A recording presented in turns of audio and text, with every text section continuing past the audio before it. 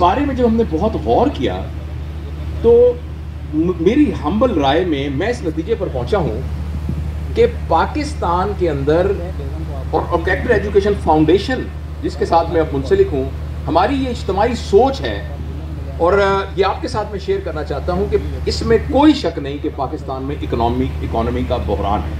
ابھی ہم نے قرضہ دینا ہے اور وہ اتنے بلین ڈالر کے ہمارے پاس اتنے پیسے نہیں ہیں. یہ بات بالکل صحیح ہے. ہماری جو ایکسپورٹس ہیں وہ بہت کم ہو گئی ہیں. ہمارے ہاں بزنس اپرچونٹیز کم ہوتی جا رہی ہیں. اچھا، پھر ہمارے ہاں سیاسی انسٹیبلٹی ہے. اب آپ دیکھیں کل یہ سڑک ساری بند ہوئی تھی، ہمیں کچھ نہیں پتا. ہمارے بچے بھی کہتے ہیں کہ پولیٹیکل انسٹیبلٹی ہے. اچھا، ہم یہ کہتے ہیں ہمارا ایجوکیشن سسٹم میچ نہیں کرتا انٹرنیشنل سٹینڈرڈز کو، اور ہم یہ کہتے ہیں کہ ہمارا صحت کا، اگر آپ کے پاس پیسے ہیں تو آپ کا علاج ٹھیک ہو جائے گا، لیکن آپ کو سرکاری اسپتال میں جانا پڑے تو آپ کو پتہ لگ جائے گا کیا چیز ہے. اور جس چیز کے ساتھ بھی آپ سرکار لگا دیں گے اس کا مطلب یہ ہوگا کہ آپ مصیبت میں پڑ گئے. چاہے وہ سرکاری ایئر لائن ہو، چاہے وہ سرکاری ڈاکخانہ ہو، چاہے وہ سرکاری ہسپتال ہو، چاہے وہ سرکاری سکول ہو. تو ایسی صورت کے اندر یہ سب کہیں گے کہ یہ پاکستان کے بحران ہیں. لیکن میں آپ سے عرض کرنا چاہتا ہوں یہ تمام بحران جس بحران سے جنم لے رہے ہیں وہ صرف ایک بحران ہے، اور اس بحران کا نام ہے کردار کا بحران. ہمارا جج صحیح فیصلہ نہیں کر رہا اس لیے کہ آج سے 35 سال پہلے جو جج کی ماں تھی اس نے جب وہ جج گود میں تھا بچہ تو اس کو یہ نہیں بتایا تھا کہ کریکٹر ایجوکیشن فاؤنڈیشن نے شہروں کے کچھ ماڈل بنائے. ان ماڈل کے بارے میں میں تفصیل سے نہیں بتاتا. ہماری بہن بیٹھی ہے نا، یہ آپ کو بتا دیں گی. آپ ہیں نا اس میں؟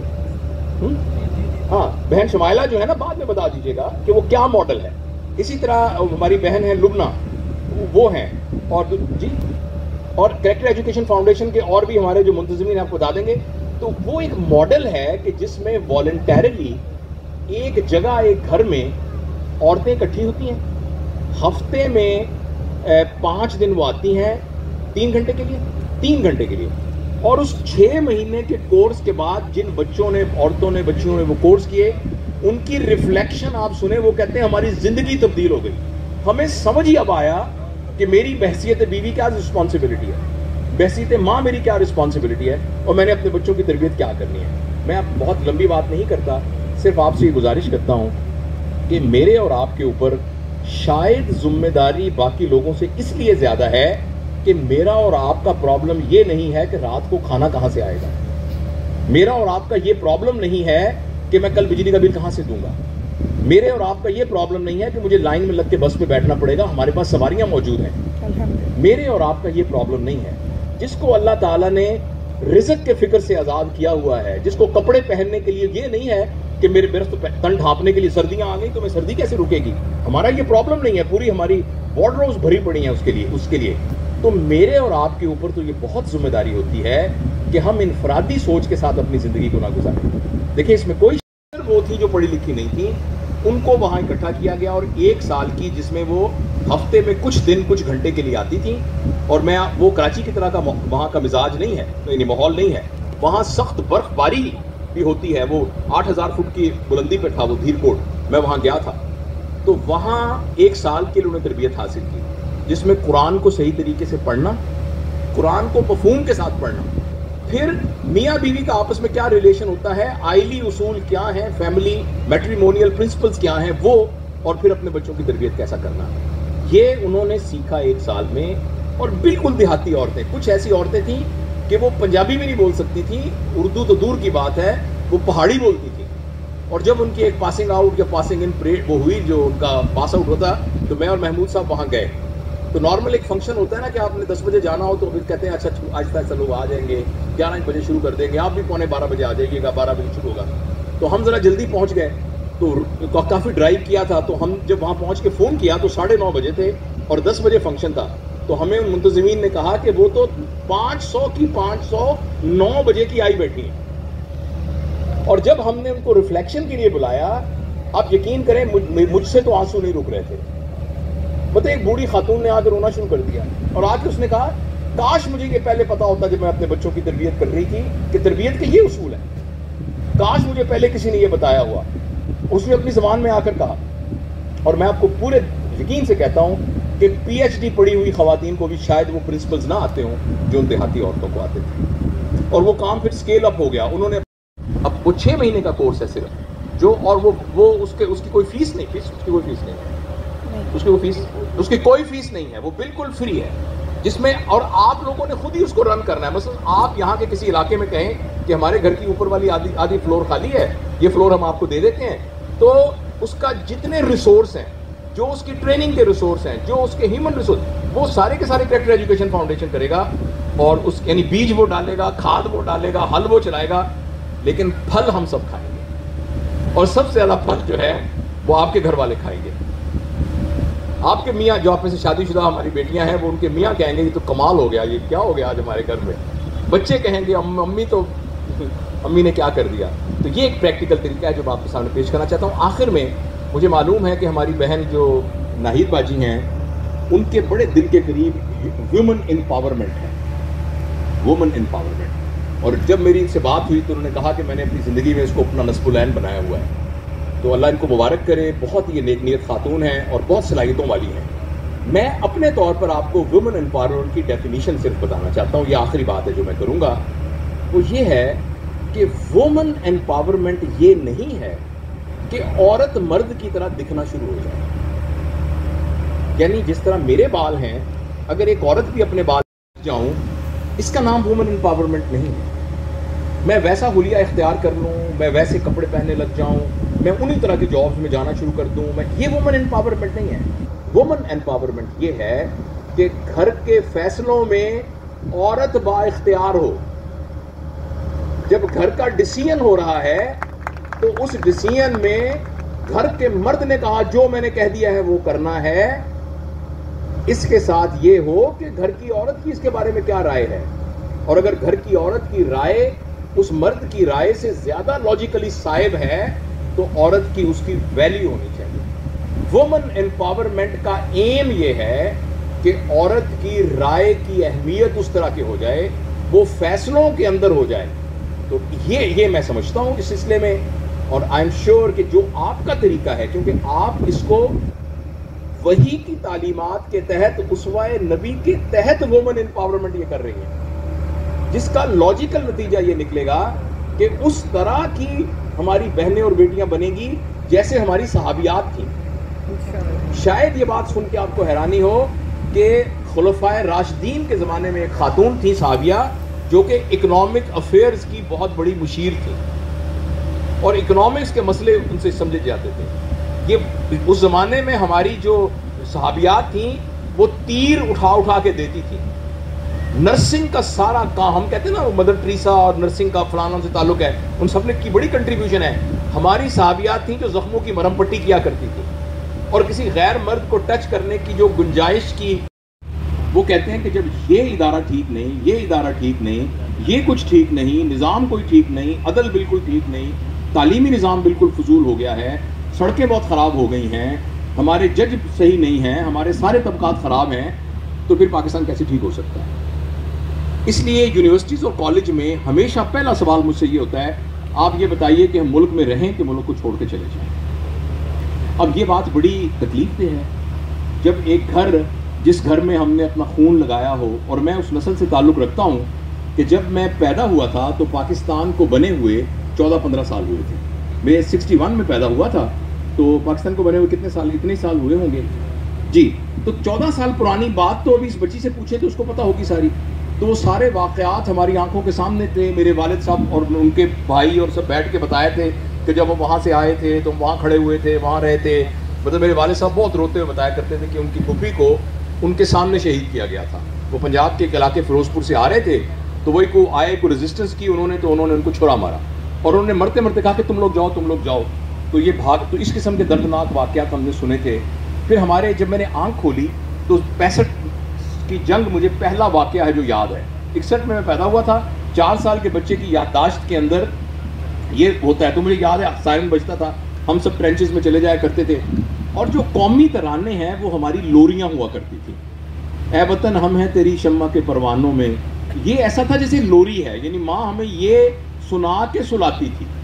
اچھا، ایسے حالات میں جب کوئی یہ کہے کہ ملک ٹوٹ جائے گا، ملک خطرے میں ہے، یہاں سے چھوڑ کے اللہ تعالیٰ 12 نہ ہو 50 ہو. حضرت عبد الرحمن بن عوف کا اتنا بزنس تھا کہ جو آج کل کا کوئی تاجر سوچ بھی نہیں سکتا کتنا بڑا بزنس تھا. تو بزنس بہت بڑا بزنس مین بننا بہت مبارکباد ہے، بشرطے کہ یہ اس کو بزنس مین کو پتا ہو کہ یہ بزنس میرا پرپز نہیں ہے، یہ means to achieve a purpose ہے. جیسے اس کا کیا پرپز ہے؟ اس کا کوئی پرپز نہیں ہے اگر مجھے اس میں سے بولنا نہ ہو. اسی طرح پیسے کا کوئی پرپز نہیں ہے اگر پیسے کے ذریعے سے ہم نے کچھ حاصل نہ کرنا ہو. اور جو حاصل کرنا ہو وہ چیز ہے جو پیسے سے نہیں خریدی جا سکتی. اگر وہ چیز حاصل کرنے کے لیے پیسہ ایک مینز ہے تو پھر پیسہ بہت برکت والی چیز ہے، پیسہ بہت خیر والی چیز ہے. اللہ کرے کہ اللہ آپ کو اتنا پیسہ دے کہ آپ سے سنبھالا نہ جائے اتنا پیسہ. یہ بات سمجھنی بہت ضروری ہے. اور میرے آپ کو جو پریویلیج لوگ ہیں، ہماری یہ رسپانسبلٹی ہے کہ ہم جب اس دنیا سے جائیں تو صرف کوئی مجھے اس طرح یاد نہ کرے کہ جاوید اقبال 6 کاروں والا. ویسے ایسے کوئی یاد کرتا بھی نہیں ہے. جاوید اقبال 9 مربوں والا ایسا کوئی یاد نہیں کرتا. جاوید اقبال جس نے یہ کیا تھا اور جو کیا تھا وہ ہونا چاہیے جو لارجر دین لائف ہو، جو ایسی چیز ہو کہ جس کو کوئی چھین نہیں سکتا. وہ کوئی ایسی چیز ہو جس سے اور لوگوں کی زندگی کے اندر ایک چینج آئی ہو. اور مجھے اس بات کا پکا یقین ہے کہ آپ آلریڈی یہ سب کچھ کر رہے ہیں. الحمدللہ آپ سب کچھ یہ کر رہے ہیں. اللہ نے آپ کو یہ توفیق دی ہے. تو آپ اس میں جو بات میں نے کی ہے اس کو فردر ایکسپلور کیجئے گا. اور یہ ایک بہت زبردست، دیکھیں نا ہم جذباتی باتیں بہت کریں، یہاں سے اٹھ کے جائیں، کریں کیا پھر آگے کریں کیا، اس کے بعد ہاں ٹھیک ہے بڑا اچھا ہے ہمیں چینج ہونا چاہیے ملک کو، پھر کیا کروں زخموں میں جا کے. تو عورت کی تو بڑی طاقت ہے، عورت کی بہت طاقت ہے. آپ اپنی طاقت کو بالکل انڈر ایسٹیمیٹ نہ کیجیے. آپ جو ہیں وہ پورے کے پورے پاکستان کا، پوری دنیا کا مستقبل ہے. آپ کی اللہ تعالیٰ جو آپ کو، اللہ تعالیٰ کی جو اپنی سب سے بڑی صفت ہے تخلیق کی صفت، عورت کو اللہ تعالیٰ نے تخلیق کی صفت میں اپنا حصہ، میں شریک نہیں کہہ رہا، تخلیق کی صفت میں حصے دار بنایا ہوا ہے. اور مرد کبھی سوچ بھی نہیں سکتا اس حیثیت کو جو کہ اللہ تعالیٰ نے عورت کو دی ہے. تو اس لیے میرا یہ خیال ہے کہ ہم سب اس گفتگو کے نتیجے میں کچھ فیصلہ کر کے اٹھیں. اور پہلا فیصلہ یہ ہے کہ انشاءاللہ آج سے میں اور جو میرے متعلقین ہیں، میرے گھر کے لوگ، میں انشاءاللہ ان کی ذمہ داری لیتا ہوں کہ یہ ویسے لوگ بنیں گے جیسے پاکستانیوں کو ہونا چاہیے. اور پھر میں اپنے زون آف انفلوئنس کو ایکسپینڈ کروں گا. اور دوسرا جیسے میں نے کہا ہے کہ جتنے یہاں ہمارے بھائی بیٹھے ہیں وہ پلیز اپنی خواتین کو اس بات پہ پرسو کریں کہ وہ کم از کم جہاں جتنی انویسٹمنٹ ہوتی ہے اپنے ٹائم کی 6 مہینے کی انویسٹمنٹ کریں اور یہ جو کورس ہے یہ اٹینڈ کریں. اور اس سے انشاءاللہ اور راستے نکلیں گے اور آپ دیکھیے گا کہ انشاءاللہ اس سے زندگی تبدیل ہوگی. بس اتنا ہی مجھے عرض کرنا تھا. مجھے اس بات کا اعتراف ہے کہ میں نے بہت ساری جو باتیں کی ہیں آپ کو ان سے بہتر باتیں پتہ ہوں گی اور عملی طور پر آپ مجھ سے بہت بہتر زندگی گزار رہے ہوں گے. تو بس اگر آپ کچھ 2-4 سوال پوچھنا چاہیں اگر آپ کے اسکیڈیول میں ہیں تو، اور مجھے جواب آتا ہوا تو مجھے بہت خوشی ہوگی جواب. بہت ساری کوالٹیز بتائی ہیں، اللہ تعالیٰ ان میں برکت دے. لیکن ایک ہے کہ میں تو موٹیویشنل اسپیکر نہیں ہوں. میں تو اپنے آپ کو اس ٹرم اپنے لیے نہیں یوز کرتا کیونکہ اور یہ ٹرم ایک مس نومر ہے. یہ ایک مس نومر ہے ٹرم. آپ کو میں ایک فکرہ بولنے لگا ہوں، ذرا توجہ سے اس فکرے کو سنیے گا. اس دکان میں ٹھنڈی برف بیچی جاتی ہے. یہ فکرہ کیسا ہے؟ اس میں کیا قباحت ہے؟ برف کو تو ٹھنڈا ہونا ہی چاہیے. میں ایک موٹیویشنل اسپیکر ہوں تو کیا کوئی نان موٹیویشنل اسپیکر بھی ہوتا ہے؟ کیا کوئی اسپیک کرنے والا ایسا بھی ہوتا ہے کہ جس کی بات سن کر سارے لوگ جو ہیں وہ دل برداشتہ ہو کے یہاں سے چلے جائیں؟ کیسا ممکن ہے؟ تو اس لیے میں نے تو کبھی بھی اگر جو ٹی وی چینل پہ مجھے بلاتے ہیں تو میں پہلے کہتا ہوں خدا کے لیے موٹیویشنل اسپیکر نہ لکھنا. اس کی ایک تو یہ وجہ ہے بیٹا. دوسری ایک بات غور سے سنیے، آپ نے بہت اچھا کیا کیونکہ آپ خود انوالو ہیں لوگوں کو انفلوئنس کرنے میں. اس بات کو غور سے سنیے گا، خاص طور بچے بیٹے جو یہاں بیٹھے ہیں سارے. ہمارے ملک میں موٹیویشن کی کوئی کمی نہیں ہے. نمبر 1، ہمارے ملک میں موٹیویشن کی کوئی ضرورت بھی نہیں ہے. ہمارے ملک میں جس چیز کی ضرورت ہے اس کا نام ہے کیپیسٹی بلڈنگ. آپ ایک شخص کو موٹیویٹ کر رہے ہیں، موٹیویشن بھی یہی کرتے ہیں نا، فکر نہ کرو یعقوب بھائی آپ چڑھ جاؤ کیٹو کے اوپر، آپ بالکل فکر نہ کرو. ہر شخص کیٹو کے اوپر چڑھ سکتا ہے. کوئی ایسا کام نہیں ہے جو آپ جذبے سے کریں اور ہو نہیں سکتا. آپ ویژن بنائیں اور آپ کسی شخص کو کہیں جا رہے ہیں اور آپ کو یہ نہیں پتا کہ اس کو پولیو ہے اور 15 منٹ کے بعد وہ ٹانگ توڑوا کے نیچے آیا ہوا.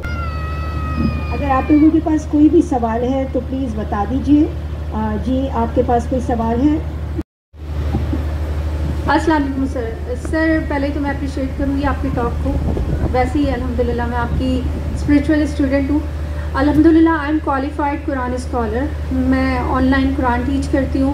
مجھے زیادہ اسکوپ ہے قرآن پڑھانے کا, یہی طریقہ سمجھ میں آیا. انٹرنیشنلی ماشاءاللہ میں ورڈ ٹو ورڈ ٹرانسلیشن کرنا سکھا دیتی ہوں. I am calligraphy artist. میں پینٹنگس کرتی ہوں, آن لائن سیلنگ کرتی ہوں. I am motivational speaker. مجھے آپ سے پوچھنا تھا کہ ایک motivational speaker being a human, ہم بھی کبھی ڈاؤن فیل کرتے ہیں. اپنے اندر انرجی بوسٹ کرنے کے لیے اور خود کو دوسروں کے لیے ایک ایگزامپل بنانے کے لیے ہمیں کن کن اسٹیپس کو فالو کرنا چاہیے؟ تھینک یو سو مچ. ہے ایک پروفیشن کے لیے کہ تقریریں کر کے پیسے لینے والا کام, یہ وہ اس وجہ سے, میں اس کی ضرورت سے انکار نہیں کر رہا ہوں. بعض جگہوں پر کارپوریٹ ٹریننگز کی ضرورت ہوتی ہے, بعض جگہ پر ضرورت نہیں, لیکن ہمارے معاشرے میں جس چیز کی ضرورت ہے وہ موٹیویشن نہیں ہے. ہمارے معاشرے میں جس چیز کی ضرورت ہے اس کا نام ہے کیپیسٹی بلڈنگ. تو اگر آپ مجھے کوئی لیبل دیں تو میرا لیبل یہ ہے کہ جو میرا ڈومین ہے اس ڈومین میں ایز اے اسٹوڈنٹ مجھے جتنا پتا ہے میں اس کا کیپیسٹی بلڈر ہوں. اور میں آپ کو بھی یہ سجیسٹ کروں گا کہ آپ اپنے آپ کو بالکل موٹیویشن اسپیکر نہ کہا کریں, اور آپ یہ کہا کریں کہ میں قرآن کی سرٹیفائڈ اسکالر ہوں, میں یہ کیپیسٹی بلڈ کرتی ہوں, میں وہ کیپیسٹی بلڈر ہوں. میں کیلی گرافک آرٹسٹ ہوں تو میں لوگوں کو کیلی گرافی سکھاتی ہوں, یہ میری کیپیسٹی. تو ہمیں معاشرے میں کیپیسٹی بلڈر بننا ہے, موٹیویشن اسپیکر نہیں بننا. یہ تو اب آگے آپ سوال کا دوسرا حصہ یہ تھا کہ ہم اپنی موٹیویشن کیسے حاصل کریں. تو مجھے تو پوری زندگی میں نا خوش رہنے کی صرف ایک ٹیکنیک سمجھ میں آئی ہے, اور اگر وہ آپ میں سے کتنے لوگ خوش رہنا چاہتے ہیں؟ سب رہنا چاہتے, سب. اچھا آپ بھی رہنا چاہتے ظاہر ہے ہر بندہ خوش رہنا چاہتا ہے. کوئی شخص وہ پہلے ہی خوش ہے نا, وہ پہلے ہی خوش ہے. آپ کتنے لوگ مزید خوش رہنا چاہتے ہیں؟ یعنی یہ کہتے ہیں. میں آپ کو ایک ٹیکنیک, ایک بات بتانا چاہتا ہوں. اگر یہ صفت ہمارے اندر موجود نہ ہو ہم کبھی بھی خوش نہیں رہ سکتے, کبھی بھی نہیں رہ سکتے. اور وہ صفت یہ ہے کہ جو ہمیں اللہ نے دیا ہے ہم اس پر راضی ہیں. ہر وہ شخص جو خوش نہیں ہے وہ اس کے ناخوش ہونے کی وجہ یہ ہے کہ میرے پاس پیسے نہیں ہیں. اس کے ناخوش کی مجھے نوکری سے نکال دیا, میرے شادی زبردستی میری چچا کی بیٹی سے کر دی, حالانکہ رشتے بہت آ رہے تھے ہمیں, یا میرے خامد جو ہیں وہ بہت ہی بدمزاج انسان, یا میرا بچہ بہت نالائق آدمی ہے, نالائق بچہ ہے, وہ کام نہیں کرتا, یا ہمارا گھر بہت چھوٹا ہے, کرائے کا چھوٹا ہے, یا ہمارے ملک کا وزیر اعظم ٹھیک نہیں ہے, وغیرہ وغیرہ وغیرہ. کوئی بھی شخص جو ناخوش ہے اس کے پیچھے صرف ایک پوائنٹ ہے کہ جو کچھ اس کو اللہ نے دیا ہوا ہے اس پر وہ راضی نہیں ہے. لہٰذا ہم میں سے کوئی شخص بھی خوش ہونا چاہتا ہے. اور آپ نے بیٹا کہا کہ جب میں ڈاؤن ہوں تو کیا, اگر آپ چاہتے ہیں ہم تو اس کیفیت کا نام کیا ہے؟ اس کیفیت کا نام ہے صبر اور شکر. اور میں آپ کے ساتھ یہ عرض کرنا چاہتا ہوں کہ صبر کو اور برداشت کو ہم ایک چیز سمجھتے ہیں. صبر اور برداشت ایک چیز نہیں ہے. برداشت ایک نیگیٹو فینومینا ہے کہ میں کیا کروں, میرے پاس کوئی چوائس ہی نہیں ہے, میرے تو میں بھوکا بیٹھا ہوں. یہ ہے برداشت, یہ ایک نیگیٹو فینومینا ہے. ہمیں صبر کا کہا گیا ہے. صبر ایک پازیٹو فینومینا ہے کہ اللہ مجھے اس حال میں رکھنا چاہتا تھا, میں کوشش پوری کر رہا ہوں اس حال سے نکلنے کی, لیکن میں اس پر راضی ہوں. اس کا نام ہے صبر. اسی لیے وہ جو 4 کوالٹی جس کی بنیاد پر انسان خسارے سے نکلتا ہے اس میں سے ایک کوالٹی صبر ہے. والعصر ان الانسان, بعد اعوذ باللہ من الشیطان الرجیم, والعصر ان الانسان لفی خسر, زمانے کی قسم تمام انسان خسارے, یعنی تمام انسان ناخوش ہیں. یعنی بریکٹ میں کہہ رہا ہوں الا الذین آمنوا وعملوا الصالحات وتواصوا بالحق وتواصوا بالصبر. مشن ہے اس کو لے کر چل رہا ہوں. ماشاءاللہ. اس کو آپ این جی او کہہ دیں, اس کو آپ سوشل ورک کہہ دیں. ماشاءاللہ. تو انہوں نے مجھے کہا کہ یہاں ایک پروگرام ہے وہاں چلتے ہیں, تو میں بھی آ کے یہاں بیٹھ گیا خاموشی سے. لیکن مجھے ایسا لگا کہ جو میرا خواب ہے وہ یہاں اس کی آپ تعبیر کر رہے ہیں, بڑا اچھا لگا. سوال یہ ہے کہ میں اور آپ عمر کے جس حصے میں ہیں, ہمیں لوگ کہتے ہیں ہم ستیا گئے, اور جو لوگ ہمیں کہتے ہیں وہ ٹین ایجرز ہوتے ہیں. میں آپ کے توسط سے ان ٹین ایجرز سے اور اپنی ماؤں بہنوں بیٹیوں سے دوستوں بھائیوں سے چند سوال آپ کے توسط سے بات کروں گا, آپ جواب بھی دیجیے گا. کہ یہ میرے نوجوان بچے جو ہیں یہ پان کھا کے جس جگہ تھوک دیتے ہیں, تو میں نے تو اشرف المخلوقات میں سے کسی کو ایسا نہیں دیکھا, بلکہ جانوروں کو بھی اگر کتے کو ہم کہیں تو وہ بھی ایسا نہیں کرتا. تو ہم باتیں تو بہت ساری کرتے ہیں لیکن ہم اس پر عمل نہیں کرتے ہیں. میں یہ دعا کروں گا کہ اس پنڈال میں جتنے لوگ بیٹھے ہوئے ہیں تو کوئی 2-4 باتیں اپنے پلے باندھ کر دیکھ لیں اور عمل کی دنیا میں آپ کے اور میرے ساتھی بن جائیں. ہم اس پاکستان کو دنیا کے اس مقام پر لے جائیں جس کے لیے اس کو بنایا گیا تھا. ہم بہت پیچھے چلے گئے, ریورس سفر ہو رہا ہے. ہماری مائیں بہنیں گھر کی گیرلی میں سے, بلڈنگوں سے بچوں کا پیمپر اس طرح نیچے پھینک دیتی ہیں کہ جب وہ زمین پر لگتا ہے تو وہ 170 اور 180 کی سپیڈ پر آتا ہے, بلاسٹ ہوتا ہے اور جس ایریا میں جاتا ہے وہ گند پھیلا دیتا ہے, یا وہ گاڑیوں پہ جاتا ہے یا آپ کے کپڑوں کو بلباس کرتا ہے. تو ہم معاشرے کو کیوں نہیں بلڈ کرتے؟ معاشرے میں اور آپ قصوروار ہیں, ہم سٹیا گئے. تو جو اس وقت موجود ہے جن کے ہاتھ میں دوڑ ہے تو یہ کیوں نہیں سیکھتے ہم سے کہ ہم ناکام یا کامیاب لوگ جو یہاں بہت زیادہ فین ہوں, میں سنتا رہتا ہوں, لیکن میں آج سڈنلی اللہ نے مجھے یہاں پہنچایا تو ان 2 چیزوں پر. اور جو بچے یہاں ہیں ایک میسیج یہ دوں گا کہ اگر وہ CSS کرنا چاہتے ہیں فقط اس لیے کہ وہ رشوت نہ لیں اور میرے ملک کو ایک اچھی بیوروکریسی دیں تو وہ میرے سے رابطہ کریں, انشاءاللہ میں انہیں فری آف کاسٹ CSS کراؤں گا. جزاک اللہ. آپ کی تمام باتوں کا بہت شکریہ. آپ شروع سے تشریف رکھتے تھے, جب بات شروع ہوئی اب تھوڑا لیٹ آئے تھے. ہاں بس وہ شروع میں جو ہم نے بات کی تھی نا, اصل میں اس میں آپ کے سوال کے بارے میں جو میرے کامنٹس تھے وہ یہ تھے کہ ہمارے ملک کا مین بحران کردار کا بحران ہے. ہمارے ہاں کمی نہیں ہے PhD کیے ہوئے لوگوں کی, ہمارے ہاں تعلیم یافتہ لوگوں کی کمی نہیں ہے. تو جو باتیں آپ نے فرمائی ہیں وہ ہم اصل میں شروع میں کر چکے تھے اور میں آپ کی باتوں کو اکنالج کرتا ہوں. تو آپ کے سوال کے جواب میں نے اس بچے کو بلایا, میں اس کو جانتا نہیں ہوں. بیٹا آج کی اس گفتگو سے آپ نے کیا سیکھا؟ کہ اپنے آپ کو اس طرح تبدیل کرنا ہے کہ جس کے لیے ملک بنایا گیا اسی طریقے سے آپ نے چلنا ہے, اپنے اخلاق کو تبدیل کرنا ہے, اپنے اسلام جو جس طریقے سے اسلام ہمیں سکھا رہا ہے اس طریقے سے چلنا ہے. جزاک اللہ. بس یہی بات تھی, میں نے اس بچے کو رینڈم صرف آپ کی بات سے پکڑا ہے. دیکھیں یہ جو ہمارے نوجوان ہیں نا, میں آپ کو صرف اصل آپ کا اسم شریف کیا ہے؟ سجاد خان. میں سر آپ کو اپنے تجربے کے حساب سے یہ بتاتا ہوں کیونکہ میں نوجوانوں کو پڑھاتا رہا ہوں بہت عرصہ میڈیکل کالج میں, 30 سال میرے وہاں گزرے ہیں, کہ اس بات انفرادی طور پہ تو بریلینس ڈفرنٹ ہو سکتا ہے, اجتماعی طور پر یہ نسل ہم سے بہت بہتر ہے. اچھا یہ ہمیں لگتا ہے کہ یہ ایسے بدتمیز ہیں, یہ بد دماغ ہیں, یہ چڑچڑے ہیں, یہ کہنا نہیں مانتے, ایک ڈاٹ لگا دیں تو وہ پیچھے ہے. تو اس کا قطعاً یہ مطلب نہیں ہے کہ یہ ڈاٹ چھوٹا ہے, ابھی اس ڈاٹ کا وقت نہیں آیا. جیسے ایک پرائمری اسکول کا ٹیچر ہے وہ مار مار کے سب کی چمڑی ادھیڑ دیتا ہے. ان لڑکوں کو جس کو وہ مرغا بناتا تھا اس میں سے ایک لڑکا کمشنر بن جاتا ہے, اور جب وہ کمشنر بنتا ہے تو وہ اسکول کا ماسٹر بھی بیٹھا اسکول کا ماسٹر ہی ہوتا ہے. تو وہ جس کی چمڑی ادھیر رہا ہوتا ہے صرف وہ پیچھے ہوتا ہے, اس کا ابھی وقت نہیں آیا ہوتا. لیکن جب اس کا وقت آتا ہے تو ماسٹر صاحب سے بہت آگے نکل چکا ہوتا ہے. تو ہمیں یہ لگتا ہے کہ ہم ان سے سپیریئر ہیں اس لیے کہ we were born earlier, اور because we were born earlier does not give us an authority کہ ہم یہ طے کر سکیں کہ یہ ہم سے انفیریئر ہیں. ان کا ابھی وقت نہیں آیا, اور جب ان کا وقت آئے گا, میں سجاد بھائی پوری ذمہ داری سے کہتا ہوں کہ ان کا وقت آئے گا, ان کے اندر 2 عیب نہیں ہوں گے جو میرے اندر ہیں. اور میں ایون ابھی کچھ وائٹ کوٹ سیریمنی میں مجھے بلایا تھا انہوں نے, جب فرسٹ ایئر آتی ہے تو میں اپنی عموماً یونیورسٹیز کالج میں اپنی تقریر ہاتھ باندھ کے کھڑا ہو کے معافی انکنڈیشنل اپالوجی کے بعد اپنی تقریر شروع کرتا ہوں. اور میں اپنی بہاف پر اور ہماری جو جنریشن ہے جن کے بال اب سفید ہو چکے ہیں ان کے بہاف پر یہ اپرچونٹی لے رہا ہوں ان تمام بچوں سے معافی مانگنے کی. جب یہ بچے بڑے ہوں گے تو ان کے اندر میں اللہ سے امید کرتا ہوں کہ 2 گناہ نہیں ہوں گے جو میری نسل اور مجھ سے متصل نسل کے اندر تھے. گناہ نمبر 1, ہم نے 30-40 سال پہلے اس ملک میں ویلیو سسٹم کو چینج کر دیا. میری اپنی ان سے نفیس بھائی سے پوچھتا ہوں کہ مجھے گائیڈ کرے, میں ان سے پوچھتا ہوں, میں سب, لیکن میں اس پر راضی ہوں, اور یہ کیفیت اگر ہمیں مل جائے تو ہم خوش ہو جاتے ہیں. یہ میرا خیال ہے.